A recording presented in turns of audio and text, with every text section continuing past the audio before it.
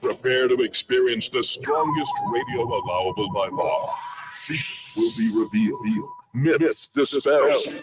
From the studio gym where excuses never apply, it's Superhuman Radio with your host, Carl Lenore.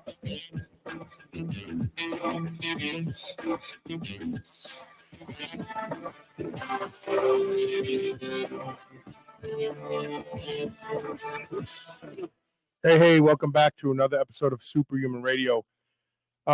People may wonder why we talk about sleep so often on this show. You can't argue with the next statement that sleep is the one thing that will have the most profound effect on your health, on your focus, on your mental wellness, on your ability to achieve your goals, whether they're in the gym or in work. Nothing affects everything the way sleep does. And if we look at disease states, there is no one thing that ties all the diseases of modernity together the way sleep does. When we look at memory consolidation, it happens during sleep. When we look at blood pressure issues, if your sleep sucks, your blood pressure goes through the roof. If your sleep sucks, your blood sugar goes through the roof. You're producing more insulin. You're becoming type 2 diabetic. Depression, anxiety, cardiovascular health.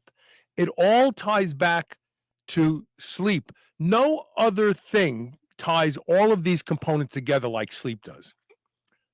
And so we talk a lot about sleep because every guru out there, when they consult with a person, they say, well, the first thing we got to do is fix your sleep without exclusion.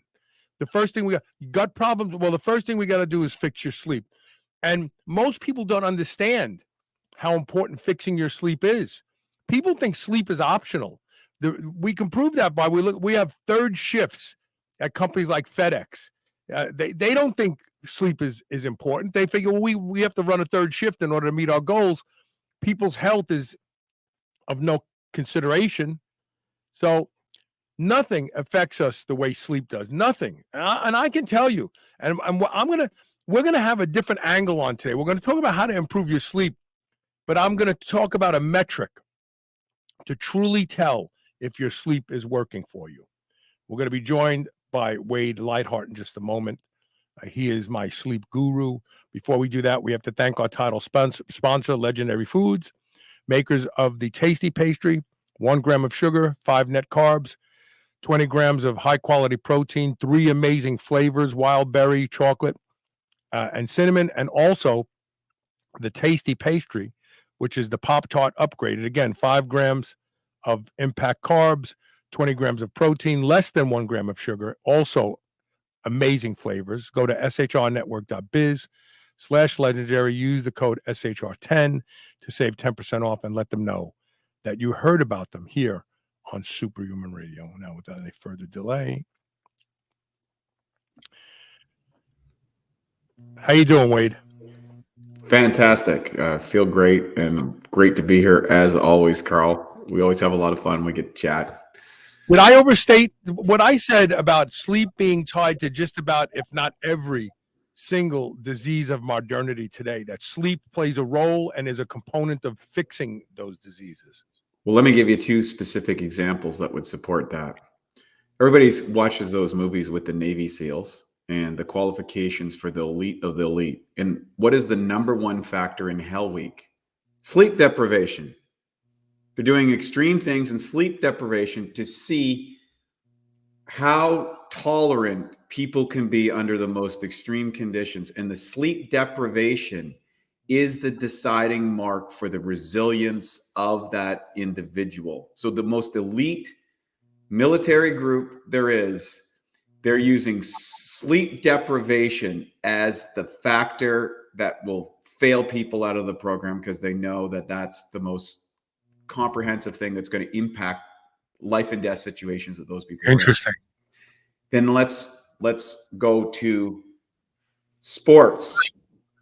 NFL. I was from Vancouver, Canada, and about 20 years ago, the Vancouver Canucks, the hockey team that's there, put forth the first that I'm aware of data from a professional sports team demonstrating that the travel schedule and the sleep deprivation that the players were facing, because Vancouver is like a long ways away from a lot of the other teams, from West Coast teams to East Coast teams, was affecting the standings. They felt that they were losing probably 5 or 6 to 8 wins to 10 wins a year, somewhere in that range per year, because the margin of error in professional sports is so limited. But that's the difference between a team making the playoffs and not making the playoffs, winning the division versus being a third seed in the division. And that's like millions and millions of dollars. It's an increase in injury. And they start all that data. Now today, every single sports team tracks the level and quality of people's sleep on performance. So you're thinking, well, I'm not a pro athlete and I'm not a Navy SEAL, right? Well, look at all of the all causes mortalities tables, which I think are the most comprehensive data in regards to the total lifestyle disruptions that are leading to poor health or degenerative disease. And sleep's number one. Car accidents, heart disease, the development of tumors, blood sugar dysregulation, all of the big causes of disease. And it's interesting. Medical doctors, I'm going to load this up a little bit more. Medical doctors, who probably know the most about the biology of the body, have a lower life expectancy than the general population. Why? They work ridiculous long hours and get poor sleep. Right. They know everything that they're supposed to do. They read about it. They know the studies. They know the data. They're super smart. They got all the comprehension. They got all the best people and all the best technology and all the medical stuff in the world. And they're dying way sooner because they're sleep deprived. In fact, there was a study probably about 8 or 10 years ago that we talked about tangentially on this show, that looked at interns, which are subjected to having to pull double shifts as part of their internship, right? You got to get used to this. Like, it may happen where you can't go home tonight. You got to stay. You got duties at the hospital. And they're given small little dormitory type rooms with bunk beds. But a lot of times they can't get to them because if you're an emergency room intern, the people just keep coming in. And they looked at their thyroid as an indicator of sleep deprivation, because we know when you're deprived of sleep, your thyroid crashes. When your thyroid crashes, your blood sugar goes through the roof, and all these other things happen. And in just one shift, pulling one double shift, they looked at male and female interns. Their thyroid production dropped by 70% after one bad night of sleep, not sleeping. Now look at shift workers that work for months on graveyard. They're all dealing with trying to lose body fat. They can't, because their blood sugar goes berserk, insulin goes through the roof, thyroid function drops, metabolic baseline metabolism drops, and they get spontaneously fat in like 5 or 6 months. So sleep is by far the single most important thing that you have to fix. I don't care what your diseases are. You can have multiple sclerosis. If you fix your sleep first, you're going to fare better with any disease state that you're dealing with. 100%. Yeah, I just got back from Sedona, Arizona. I live in Venice Beach, California. I love Sedona. Yeah, and it's like electromagnetic pollution storm here, and there's a baseline stuff. My girlfriend and I went to Sedona. The first night we got there, I felt this ginormous relief in my nervous system. I'm so relaxed, and my sleep was awesome. It was so good. And what was fascinating is every day, so we were there for a whole week, every day without doing anything different in my diet, nothing. Every day I'm waking up and I'm more and more ripped. I'm like, what's going on? My abs are all popping, my veins are all coming out. Water retention disappears when you sleep well. That was what was striking. I tracked it. In 1 week, the variance was 5 pounds. I did nothing else different. Right. 5 pounds. I came back into LA. I've been here 4 days. Surrounded by stress. And I'm up 4 pounds.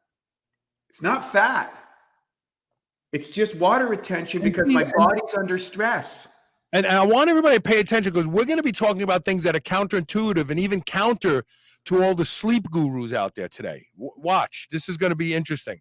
Some of you are going to call bullshit, and some of you are going to go, wow, these guys are onto something. And so I have a crushed popliteal lymph gland in my right leg from a BMX biking accident. If you can believe that. When I started to get skinny, I started doing BMX with my son, and I took a really bad fall. I had to go to the hospital to make sure I didn't have any deep vein thrombosis because the legs around the knee swelled up so bad. So as a result of that, I hold water below the knee in the right leg only. It's not congestive heart failure. It's just the right leg.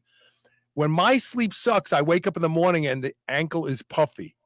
When my sleep is on, I wake up in the morning and the ankle looks like the other ankle. It's so profound that I expect it. When my sleep sucks, I look down at my leg. I go, yeah, I knew that was coming. So I know what you're talking about. There's another chart. You can do an in-body scan. Go over to Upgraded Labs over here. And there's an in-body scan.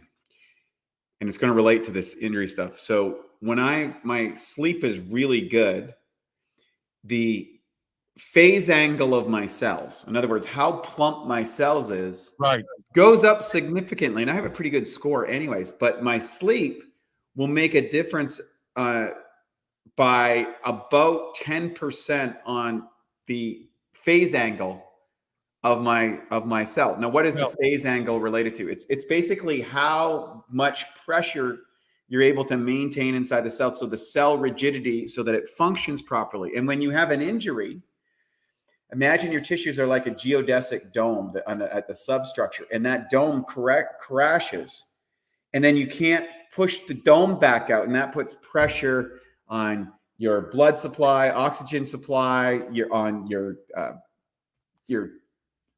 fascia. And fascia, so that's why when you go to an osteopath or something, he's going to ask you about all your injuries, because your injuries are going to come. And in sleep, like you said, you're going to see puffiness here. You're actually going to be able to visually or kinesthetically feel and see the difference that poor sleep causes in the inflammatory response inside of the body. It's wild. And inflammation is what's killing everybody. We're all rusting. And if you're not sleeping, you are literally accelerating the rusting degenerative process. The gut takes care of itself at night when you're asleep.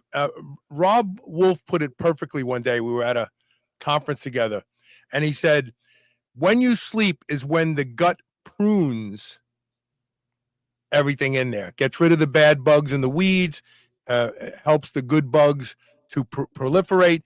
So he called it pruning, and I really like that. If you don't sleep well, your gut gets worse and worse and worse. When your gut has problems, it produces inflammation, because inflammation is the army of the immune system. 80% of your immune system resides in your gut. When it goes wrong, the military goes wild and starts attacking each other, friendly fire. So your sleep profoundly affects your immune system, and as a result, inflammation. I want to put Brian Gossett posted a question, and this is a great segue to what I want to talk about today. He says, what about quality of sleep? Isn't that what really matters? And he says, example, wouldn't say 6 hours of sleep be better than 9 hours of sleep where REM isn't reached? So we are so fascinated and focused on these different phases of sleep, and it's actually called sleep hygiene. No, sleep architecture. I'm sorry. And so, and we really think we know sleep architecture, where we can predict, where we can prescribe and say to people, well, you need to get 2 hours worth of REM. And first of all, REM is defragging the hard drive. Maybe you don't have to defrag that much. Maybe the brain doesn't have that much that it has to store. Maybe deep sleep is more important because you train so hard and recovery of tissue is more important. So I say those are going to be sliding scales. You should have them occur in the night, maybe a few times each. They happen in small segments here. Some people, they get all their deep sleep up front and their REM sleep later on. However it happens, it happens. But what I want to say is sleep quality is more important than sleep duration. And here's why. I have tracked my sleep for the better part of 8 years now, maybe 9, with all sorts of devices. I had Oura rings. I've had wristbands that track your sleep. I've got one now. I don't even wear it at night anymore because I would wake up in the morning and feel like shit, but my app would say, you slept great. And I think to myself, well, if I slept so great, why do I feel like shit this morning? I now will tell people, when you wake up in the morning, do you dread the day? Do you hate getting out of bed? Or do you get out of bed, you turn the lights on and start moving around? Do you feel good in the morning? I mean, when I was in my 20s, 30s, and 40s, you know, you'll attest to this. We would jump out of bed, like be excited. Okay, what are we going to do today? As you get older, you're like, I just want to lay here for a while. If you want to lay there for a while, your sleep sucked. I don't care what your mood ring said or anything else. If you get out of bed and you feel refreshed, you feel great, you feel like you slept enough and you don't need to sleep more, that should be your litmus test about how your sleep is. Speak on that, please. Yeah, 100%. We're extremely data oriented at bioptimizers. We have research facilities. Matt's a data freak. And I'm a guy that just the old bodybuilding way of how do I feel? How do I look? How much energy do I have? So I've always been watching those things and I get a pretty good gauge of where I'm at. Most people though, who struggle with sleep, there's a genetic component, and I do believe they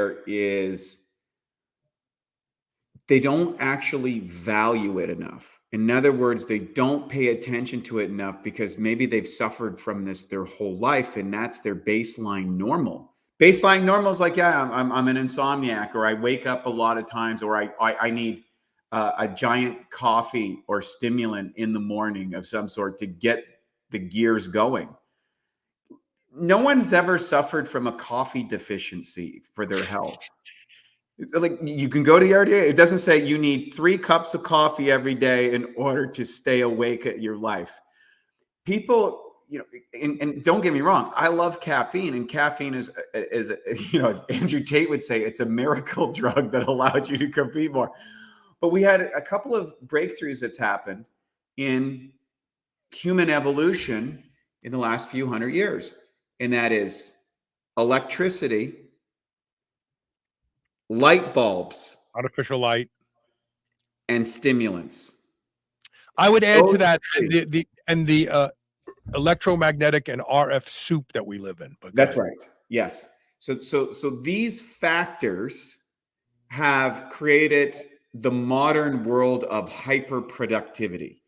Night shifts, longer days, reading at night, your computer screen being on, all of these stimulators that disrupt our natural circadian sleep rhythms. I grew up in the woods with people who cut down trees and did fisherman jobs and split wood, and it's hard manual labor. Never met a guy in that group that had a sleep issue? None. Why? They worked really hard and they were dead at the end of the day. They went to bed at night and they woke up and slept great because they were so wiped out. We have a lot of mental fatigue, but not physical fatigue. Yes. So what happens is the body never got stimulated. The body never got pushed a little bit. The body never did, but all of the biochemical markers that go with pushing it got jacked up. And now you're going to bed jacked up. And you watch the latest political rant and you're all upset about that. And you saw that your mortgage is going up and you're stressed out about that. And your spouse or partner's stressed out and they're dumping that on you. And you're figuring out, oh my God, should I stay in this relationship? Should I move out of this house? Should I do this job? And your brain is doing somersaults all night long. This is not the way humans have lived for millions of years. You know, you were like, go fight a bear, you know, go find some food. Like, they were really big problems, but not a whole lot of little problems chipping away at you. Not to take away from those things, but so going, and I think I want to compliment you on this, Carl, the sliding scale of sleep. I think that's really important. And the person said, I think it was 6 hours of deep sleep better than 9 hours. If you're getting 6 hours of deep sleep, you're a sleep rock star. Okay. Like, no, I don't know anybody that's ever got sleep 6 And hours. I don't even know that you'd feel good if you were in deep sleep for 6 hours per se. Yeah. Usually the standard is if you can get 2 or 3 hours of sleep. Now, Brian Johnson, who is this, you know, biohacker that's taking the world by storm, he's reversing his age. He spends millions of dollars every year on his biohacking. His number one thing is sleep. He goes to bed at 7:30 or 8 o'clock at night.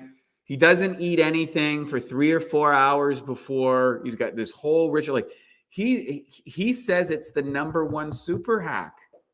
Definitely. And it's the anti-aging hack. Don't let anybody kid you. When you start looking at people that live into their 90s and 100 and so on, there's two profound things that I see. Some of them drink alcohol, some of them smoke cigars, but there's two things.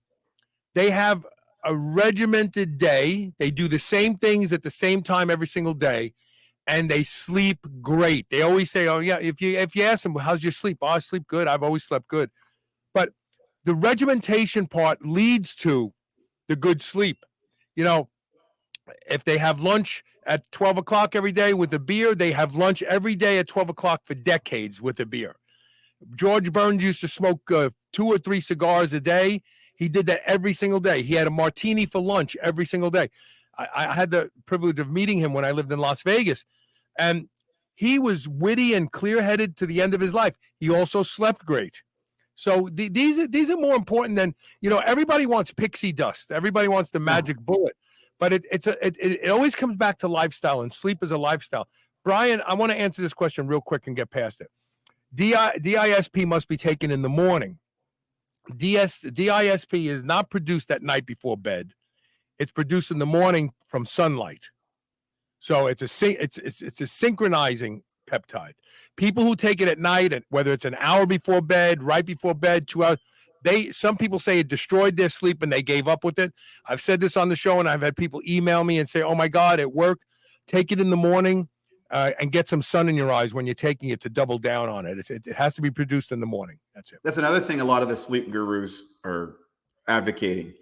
Get up in the morning. When you wake up in the morning, get morning sunlight in your eyes to reset. Or even morning light, period. There's no, Lisa and I always get up in the morning and we have our tea out on the deck, and that's going to go away when it gets too cold. But that's the first thing we do. We meet out on the deck. She's in her robe. I literally go out in my backyard in my underwear and a t-shirt. I love it. Because I'm an old dude. Who's going to see what's, you know, my saggy ass? Oh my God, look at that guy's saggy ass, you know. But the first thing we do is go outside and sit and have tea in the morning. That's it. I love it. So the other thing I want to add to this, pay more attention how you feel than what your sleep tracker says. And if you wake up in the morning and feel like shit, and your sleep tracker says you slept great, throw the sleep tracker away and start doing the things that improve how you feel when you wake up.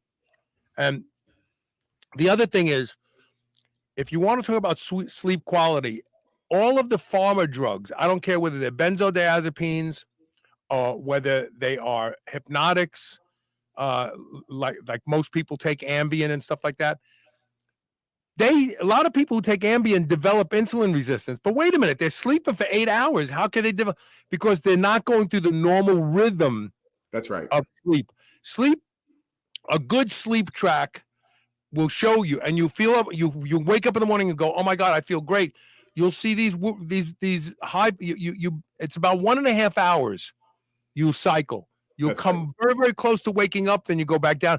So you're touching REM. You're down in deep sleep again. You're touching REM. You're down in, and a lot of times you'll have 3, 4, 5, 6 of these a night. Those are the days that I wake up and I go, I feel great when I have that kind of sleep. Indeed. Yeah. They break them down into stages, and, there's a bit of variance on how people will do. And then also when you wake up, you want to be waking up on the right stage. So you might have all the components that are put together, but you get disrupted in your, the guy gets up in the morning and his car alarm goes on at 4 a.m. and disrupts your normal 5 a.m. or 6 a.m. or whatever that is that you get up, 7 a.m. You disrupt that and you wake up at the wrong time. That's also disruptive of how ready you are to the day. So all of the guys that I know who have mastered sleep, all of them create a sleep routine. Yes. Timing, practice, rituals, when they eat, all of that sort of stuff. And that's why when you travel, oftentimes sleep gets really disrupted because you're out of your routine. I have a travel routine that I do when I travel. Tell me. Number one, I always fast when I fly planes. Doesn't matter if I'm going to Europe, doesn't matter if I'm going to Asia, I'll fast. I don't eat, because I think one of the aspects, going back to that cycle, circadian rhythm cycle, when I land and it's somewhere else and it's normally breakfast time there. Well, that's not breakfast time where I am, right? So I'll fast on the trip, and then on day 1 or day 2, depending on where I landed and how that went, I will only eat maybe one meal the first day, and that'll be in a window where I would be normally eating back wherever I left from. And then the next day, I'll do 2 meals, but the 2 meals would be still within that window. And I might do that another day for 2 meals if it's going to be a long trip, and like for a week, before I go to like 3 meals or get to my regular routine. And then when I come back, I reverse that again. I fast on the way back, and then I come back, and then as soon as I am in the morning of when I get back, boom, I hit my breakfast meal right away and go right back into my rhythm side on the way back. So would you say that while you may change your watch or may not, you try to stay to your home clock as much as possible? Yeah. At the first part of that trip, and that just starts to move more and more, I give myself a bit more variance as the longer the trip is. If I'm on a short trip, like 3 or 4 days, I'll probably go to 1 meal a day, no more than 2 during that time frame. And you know what else that benefits? We talked about this on the show. There was a study that shows that fasting will keep you from developing viral infections. Yeah. Because your immune system isn't working to break down food, so it's stronger on. There was a study we talked about with COVID that fasting during the COVID infection made you get better faster, and people who were fasting when they came in contact with the infection didn't get it. So fasting is a way to say to your immune system, "Don't worry about me. I'm good. You fight off any invaders. I'm good." And the other thing is, circadian rhythm is not just influenced by day and night, light and dark cycles. It's also influenced by food. If you wake up in the morning and you have an early meal, that's input that the body says, "Oh, it must be daytime. So let's start the timer." Also, what happens in the dysregulated state when your HPA axis gets blown out from poor sleep, that's when you find yourself reaching for more stimulants in the morning, and often you have that down piece in the afternoon that you need another hit is another issue. And then you can talk about sleep apnea and the problems with sleep apnea. If you've got sleep apnea, man, you got to get your sleep in order. There's an inflammatory response that, if you look at all the data, it's not good. Comes from the gut. Look, I know people that are rail thin, skinny, and they snore like truck drivers. And so if the gut is inflamed, it goes up, the esophagus becomes inflamed, and the back of the throat becomes inflamed, and you snore. The airway gets narrowed. You fix your gut, and your snoring will stop. Look, Jordan Peterson, he had sleep apnea. He went full on carnivore. For him, it was carnivore. That was the elimination diet. His gut was the distended nature of his gut went away. His gut problems went away. His autoimmune issues went away, and his snoring went away. So the snoring is from the gut, because everything is inflamed and it's just hanging like sheets of flesh in your airway. I have to do one thing. I have to, because I don't run commercials anymore, so I speak all the commercials. And then we have a question from an old friend of mine, Patricia Catalano, that we'll get to. Right. So I want to mention that if you love your grass-fed beef and you want it to be delivered to your home, go to shrnetwork.biz/white oak. Use the code superhuman and get 15% off your first order. You've seen Will Harris on Joe Rogan's radio show. He's amazing. He's changing agriculture forever. So check them out. And the other thing is, if you have a dog and you want it to live as close to forever as possible, go to shrnetwork.biz/visionary pet and check out the keto pet food from Visionary. They have both a kibble and a raw. The kibble is very, very low heat processed. It will not, and it has taurine added to it, because one of the things that dogs lose when they stop eating grains is taurine. It's good for the heart. It's a great pet food. Check it out. Visionary Keto Pets. Visionary Pet Food at shrnetwork.biz/visionary pets. Okay, let's get back to the topic at hand. Hold on a second. So before I put up the information about sleep breakthrough, which will help a lot of people for the reasons we're talking about here, you wake up in the morning and feel like you actually slept. I have a question from Patricia Catalano, who lives in Vegas, says, I have found that when I drink alcohol, it totally disrupts my sleep pattern. Yes. When I don't drink alcohol, I get much better sleep. For me, the best thing I can do is go for a good night's sleep is to eliminate alcohol. And there's no mystery to this. So what alcohol does, not getting into the whole alcohol and gut thing. So alcohol is both a stimulant and a central nervous system depressant. And what happens is the early phase of alcohol consumption is what causes intoxication. So the alcohol lodges or gets into the GABA receptor and makes you sleepy. But that only lasts a few hours. And usually when you drink alcohol around 2 o'clock in the morning, you'll wake up wide awake, because that's when the stimulating portion of alcohol comes on. So also alcohol will make your blood sugar go crazy. And when your blood sugar drops during sleep, you wake up because your brain goes, oh, we're running out of fuel. Wake up and go eat something. But you don't have to eat something. You just have to wake up, and the body will then release glucagon, which will make glucose come out of the liver and feed the brain. So alcohol is the pox on good sleep. I know people that say, oh, the only way I can sleep is alcohol. They don't realize that they're doing the same thing that the pharmaceutical drugs do. They're just going to give themselves type 2 diabetes and other diseases, because you're really not sleeping. Look, I used to use an old analogy. If I hit you in the head with a baseball bat and you laid on the floor for 8 hours, would you wake up and go, wow, that was the best sleep I've had? Of course not. Of course not, because that's not sleep. Knocking yourself out is not sleep. Go ahead, Wade. What about alcohol? For me, as a health person, just got rid of it.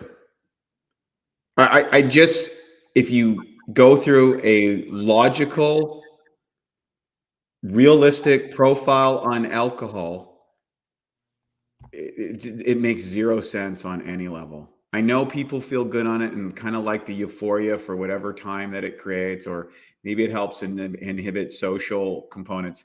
If you look at the collective information on alcohol, and it's horrible. When I took my drugs and behavior courses in psychology at university, the number one drug associated with the most amount of problems in the world globally is alcohol. Yeah. And it's not even close. Cocaine isn't close. Heroin isn't close. Fentanyl isn't close. None of these things are even close to the damaging effects on alcohol, on people, on society, everything. So you got to ask yourself the question, if you're really into health, why the hell am I drinking alcohol? Like, I mean, just why? It just doesn't make sense. I have a theory. Please. As people age, especially women when they go through menopause, the sense of joy actually, and we know this, there's studies that show as oxytocin levels drop, which they do when we get older, that the sense of joy drops.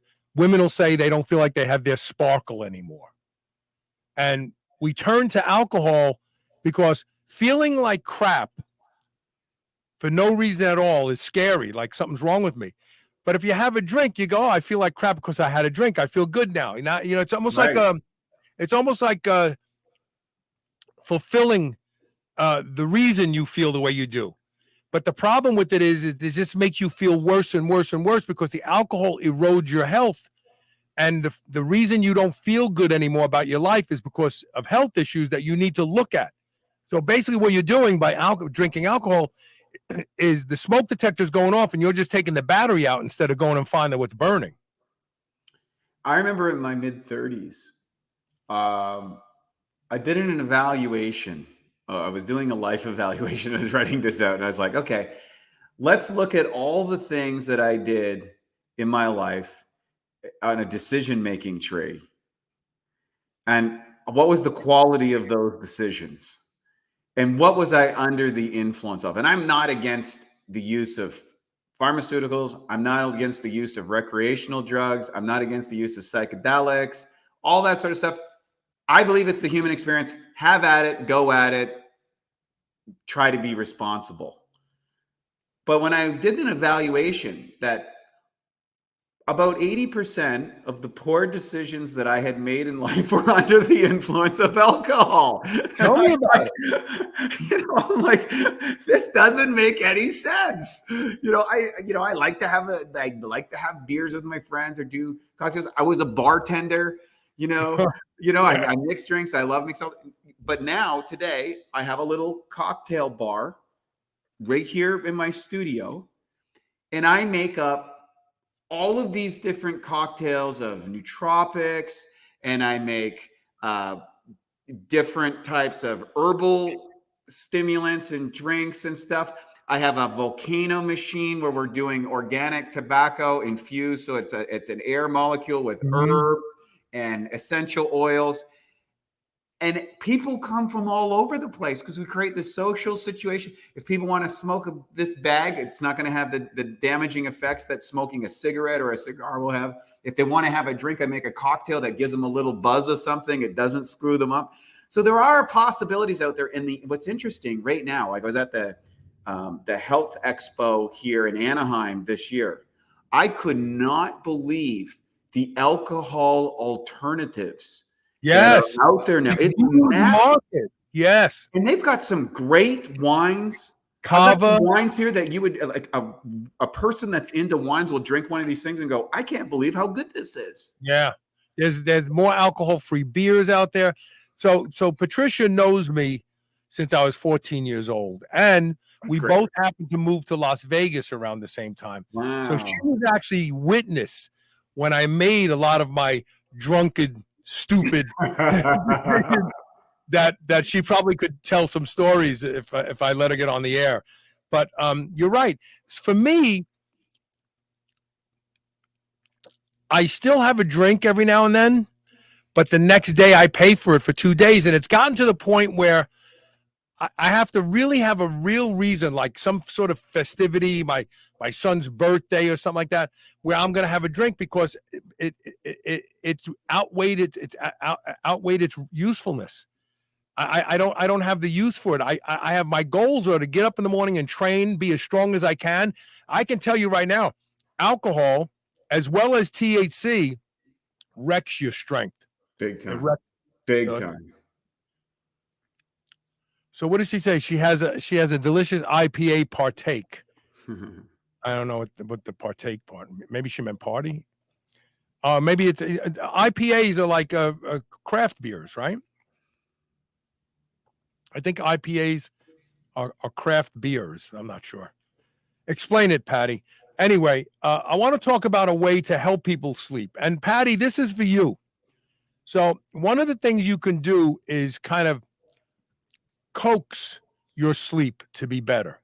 And one of the ways that you can do that is through a product called Sleep Breakthrough. I use it on those nights where I know my sleep is going to suck.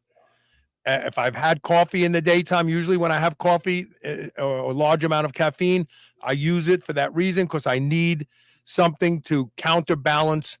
I'm a slow metabolizer of caffeine, and so this helps me get to sleep.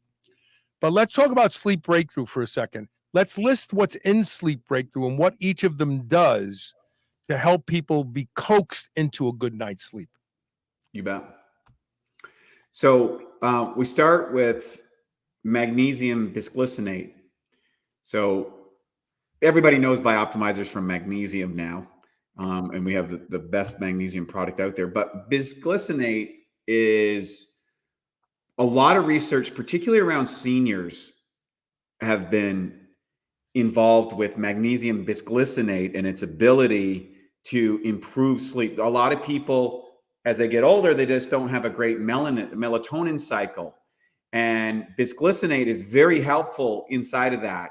And also particularly around latency, how quickly you go to sleep. Yes. Like, do you hit the pillow and you're out in a few minutes, or are you sitting there going, tossing and turning like that? You know, nobody wants to do that. Bisglycinate is very helpful. I call it the relaxation molecule, magnesium in general. Bisglycinate particularly has a stronger influence on sleep than some of the other types of magnesium. P5P, okay, what is that? Well, it's an active form of B6. Now, B6 is really important, particularly for myself. I know that genetically, I have to be very mindful of my vitamin B6. There's a large part of the population that just do not get enough B6 in their diet. And that often is a contributor to what that does is that helps the magnesium convert to serotonin. So a lot of people, it's a conversion issue that they have, not an intake issue.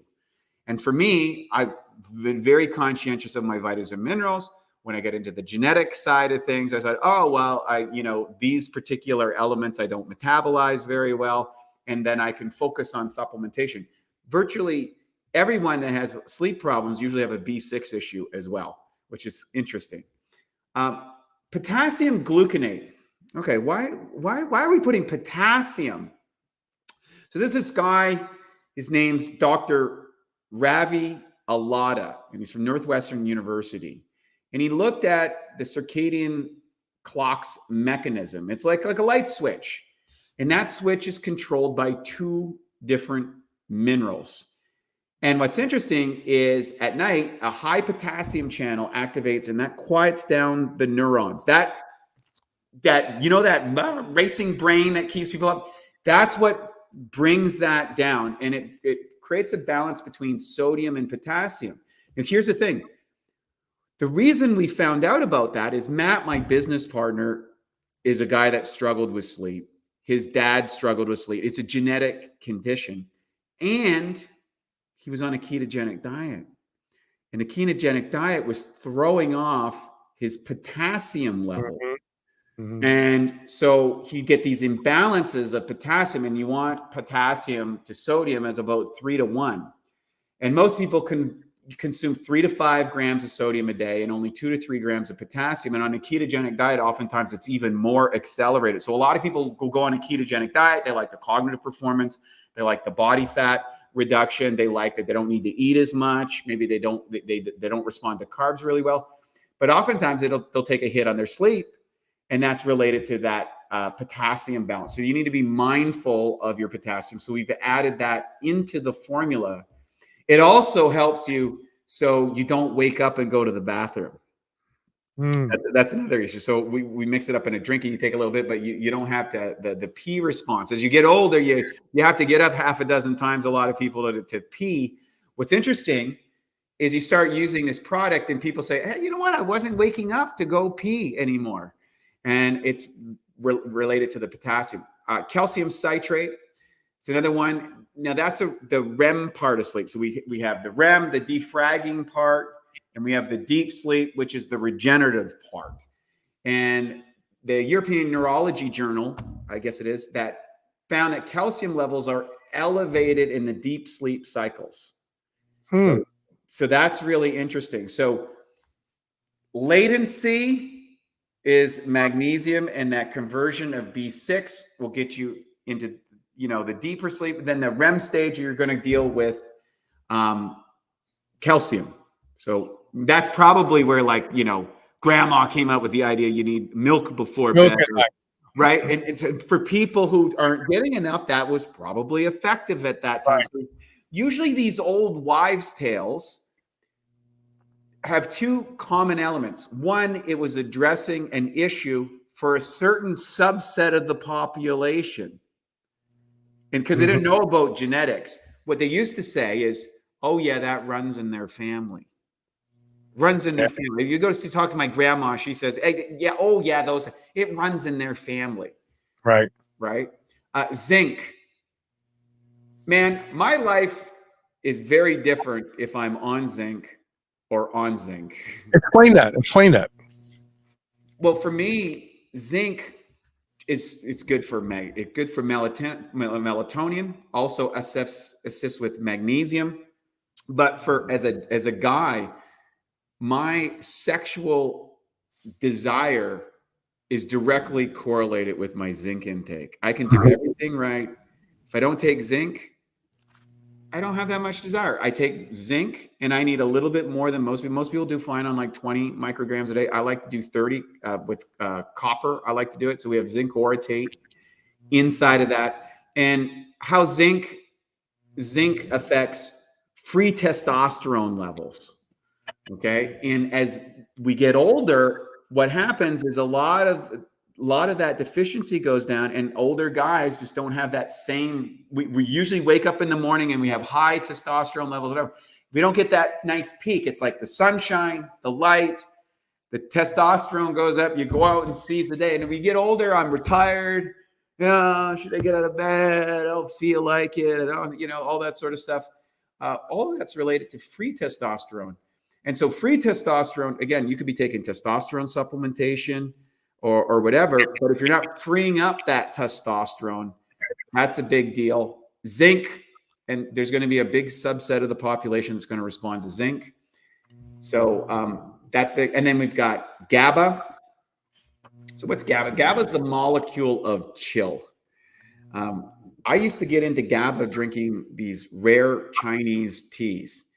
And you get these Chinese teas, and there was one that was called GABA. It was actually grown to improve GABA. And we would sit there at the tea shop and we would drink this tea for 4 or 5 hours. And it's almost like an alcohol euphoria. And I wanted to point this out. So, Patty, if you're still watching, this component of Sleep Breakthrough will actually make you feel like you had a cocktail without all the negative side effects. Because remember what I said before, alcohol docks in the GABA receptor, and that's what makes you sleepy, but then that wears off and then you wake back up. Well, this is real GABA, and this is where Valium and benzodiazepines stimulate you to want to sleep. GABA is an amino acid, naturally occurring amino acid, and that's in the Sleep Breakthrough. That will make you chill before bed. You'll feel relaxed. You don't need an IPA or a glass of wine or a martini. And essentially, that's where the nightcap program, people take the alcohol and kind of relax and chill out, right? A lot of people do that. Well, GABA can be a great replacement for that. And it was something that Matt, my business partner, he had all kinds of issues with alcohol, and he started researching this, and he started replacing it with GABA, and that was really great for him. He said it was awesome. It was a completely different thing. Then he got taurine. So taurine, you'll see this in energy drinks, and people think it's a stimulant. This was a surprising one for me. Yes. People think it's a stimulant, but it's designed to counter the effects of overstimulation. And who isn't overstimulated today? Right. So that's a big factor. L-theanine. L-theanine is a component. A lot of times it's in tea.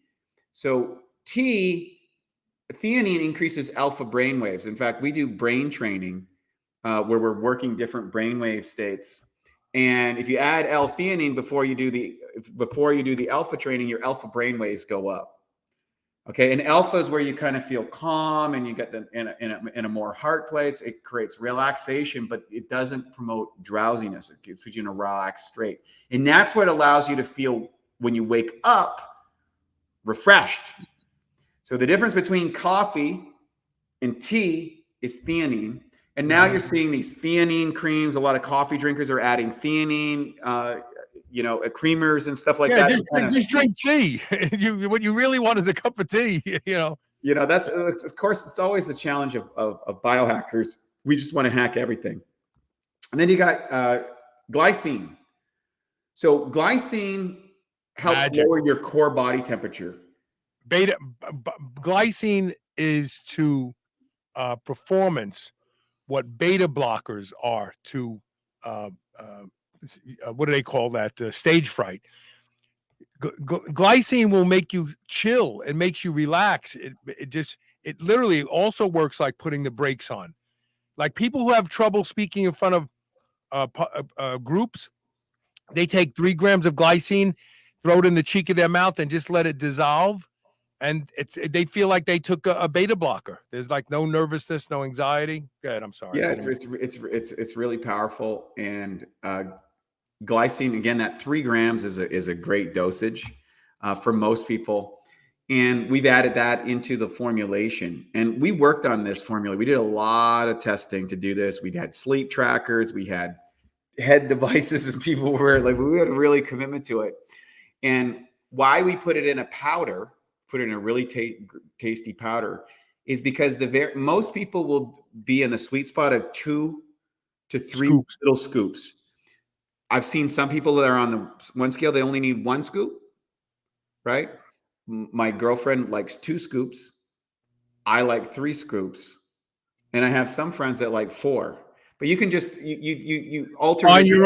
On your own. And that's the magic, because anything that says this is what you need, everyone is different. Yeah. So you can find the dose that makes you sleep the best, the dose that makes you the dose that makes you wake up in the morning and go, wow, I really feel like I slept good last night. That's the difference. It's not a one size fits all thing. Yeah. So I have a little, I'll take a little glass cup, like you take a single or a double shot of glass, one of those little tumblers, and I throw my 3 scoops in, add just a little bit of water. I don't want to drink too much water before I go to bed. I just mix it all up. Tastes great. Gun that down. I'm out in about 15 to 30 minutes. By 30 minutes, it's going to hit for sure. I'm a fast responder. I take that, I come down here. I'm down here in the office that night. I mix up a little drink. I go upstairs, wash my face, take my clothes, go to the pillow. Bang, I'm out. Yeah. And if it doesn't do that for you, we ask for we'll give you your money back. That's another thing, the money back guarantee on all bioptimizers products, including this. So if it doesn't work for you, you get your money back. People rave about this product. And a lot of people are taking our magnesium product because it helps their sleep, just magnesium breakthrough. And I go, if you got sleep problems and you like the magnesium breakthrough, get sleep breakthrough. Yes. Because it's another level just for sleep. Right. So let me put this up here. Let me put this up here. You can go to shrnetwork.biz/sleepbreakthrough, all one word, and use the code SHR10 for 10% off. Give it a try and experiment with it. So maybe don't try 3 scoops or 2 scoops night one. Just try 1 scoop. And then maybe the next night try 2. And then maybe the next time try 3 and see and triangulate where you felt you had the best sleep, where you woke up in the morning and you didn't only sleep, but you woke up ready for the day, and then back down to that dose. Maybe you do need 4 scoops. It just depends. Everybody is different. I'm able to use 2 scoops and I'm happy with it. When the nights that I use it, I just take 2 scoops and that's it. But this product works, and America is sorely needed of sleep. Most people are sleep deprived for one reason or another. They're using the wrong things to help them sleep, but they're really not sleeping, or they just don't. They haven't slept good for so long. They just accepted it and feel like that's my life. Look, if you don't sleep good for decades, you're going to just die younger. That's it. I'm telling you. Like, how can you say that, Carl? I guarantee it. I guarantee you'll die earlier than you could have died if you had your sleep straight. That's it. No question about it. You're worth a good night's sleep. There's no risk.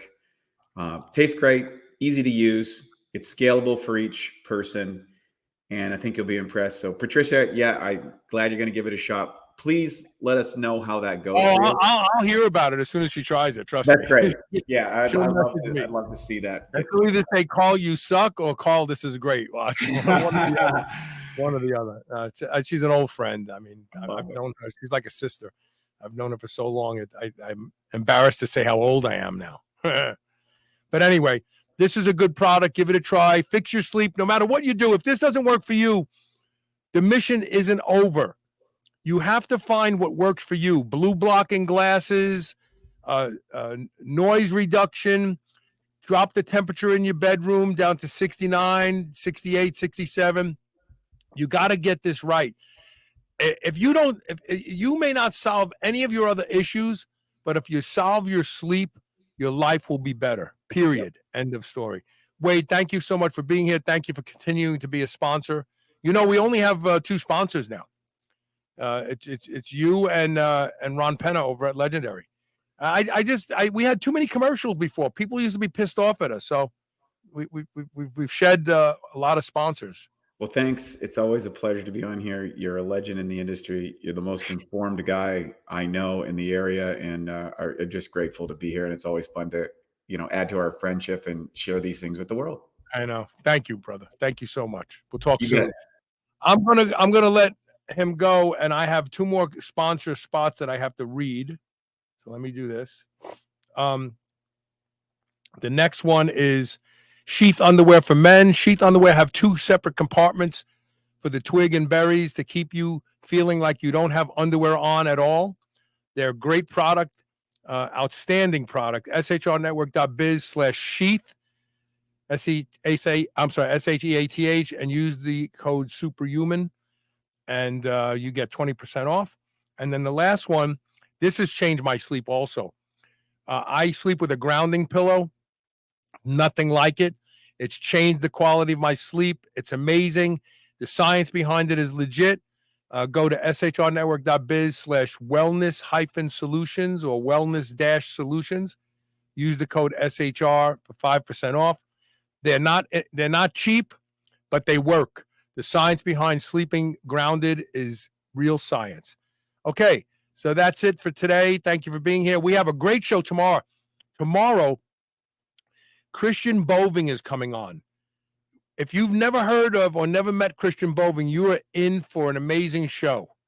The guy is legendary. He's been on more covers of bodybuilding and fitness magazines than anybody I know, except maybe Mike O'Hearn, maybe.